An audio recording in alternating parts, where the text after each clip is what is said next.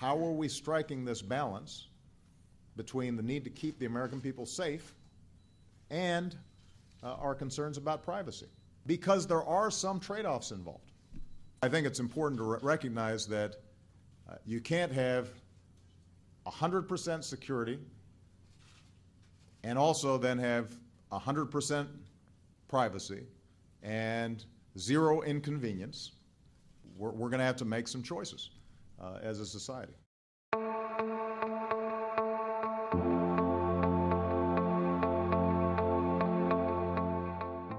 The United States of America has become increasingly invasive in their surveillance of the country's citizens over the course of its existence. The past has shown that the American government has a deep-rooted history with civilian surveillance. Starting in 1798, the Alien and Sedition Acts were signed into law by John Quincy Adams, which was one of the first steps the United States took in intervening in its citizens' rights to privacy. The Alien Act gave more authority to the federal government to deport illegal aliens with ties to wartime enemies during times of peace. Shortly after the Alien Act was passed, the Sedition Act was signed into effect to silence those speaking out against the president. Heavy fines and imprisonment were issued to those who were daring enough to do so. Acts such as these were foreshadowing upcoming eras such as McCarthyism and other future surveillance. Since then, the government has evolved in its means of surveillance and has adapted to changing times.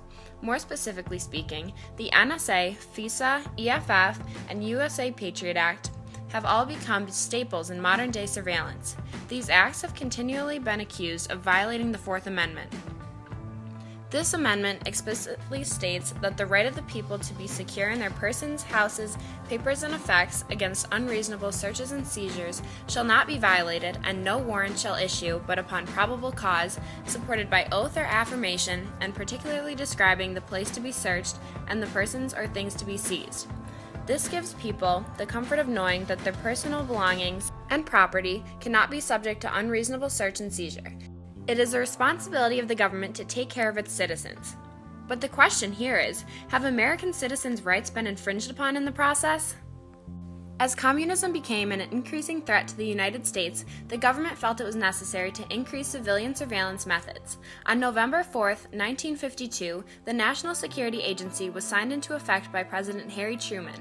The creation of this agency followed a time in World War II in which breaking Japanese and German codes was necessary for the success of the Allied forces.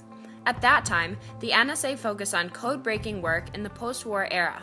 This organization has since grown to do much more than break codes. After 9/11, the NSA began to increase their role in the government. Their surveillance today relies on phone tapping and storing data from instant messages, Facebook, and emails. The program is much more invasive than when it was first created in 1952. 26 years after the NSA was established, FISA was passed.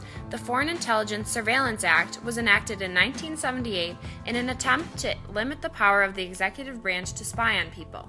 Now, it requires the government to get search warrants and wiretap orders from a court, even when it's investigating foreign threats to national security. FISA is a law that affected the terms upon which one could get a wiretap, that someone could read someone's mail. And it increased the level of scrutiny. FISA deals primarily with foreign threats. All of these investigation requests go through FISA court. The government is allowed to request a warrant without their target knowing they are being watched. FISA and the NSA are constantly watching everything in an attempt to keep U.S. citizens safe. After 9/11, the USA Patriot Act was passed. This act also deals with wiretaps and online surveillance. It allows the government to do more without our knowledge. Since this act was passed, it has been modernized due to technology advances in cell phones and social media. Among the three of these agencies and acts, the government is able to keep tabs and records on the private lives of many citizens.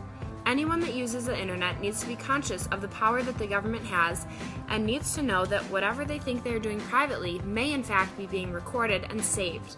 Government surveillance affects everyone. It affects all U.S. citizens and even foreigners who are considered a threat to American safety. As of recently, this record-keeping and surveillance has become too invasive. The EFF, Electronic Frontier Foundation, has been fighting to decrease government surveillance. In 2008, Juul vs. NSA was filed. It's an ongoing lawsuit seeking to end illegal surveillance, and it is backed by the EFF. It was discovered that telecommunication companies such as AT&T have sent their customers private information to a room in San Francisco linked to the NSA.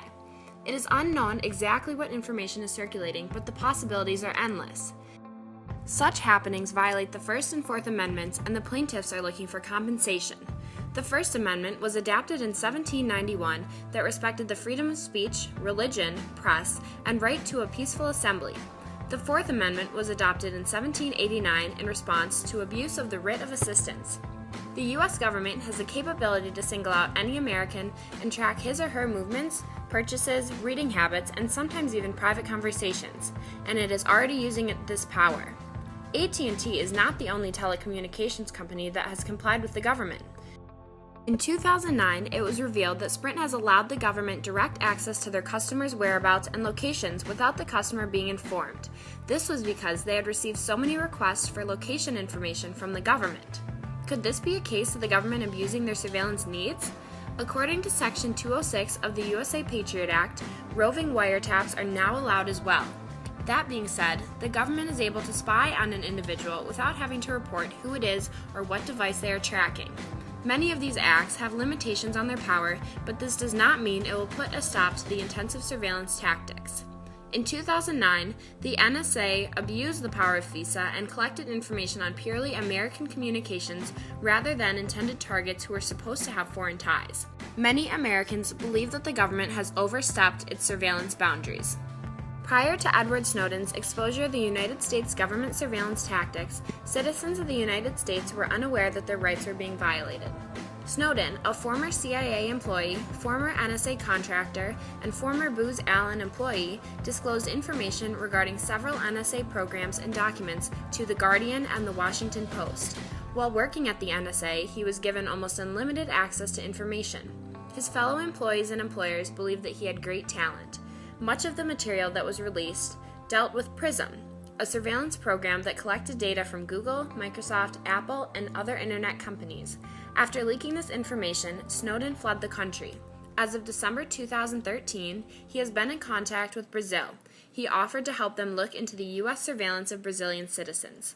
Snowden's actions may have been considered a disservice to the government, but they allowed the public to get a glimpse of how expansive government surveillance is becoming.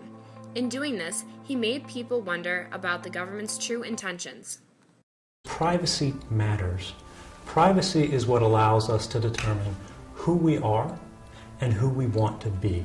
Not many want their private information taken and stored with the government or anyone else for that matter. A sense of security is lost. There is a fine line between the responsibility of the government to protect its citizens from threats and the rights of the people to have an undisturbed life. America has come to value privacy because it is understood that the right of privacy not only allows the freedom of seclusion, but it also shields social interaction. People can do and say whatever they please to others when they feel as if others aren't watching. If individuals' private lives are continually invaded in years to come in an effort to preserve national security, will Americans be able to trust their government at all?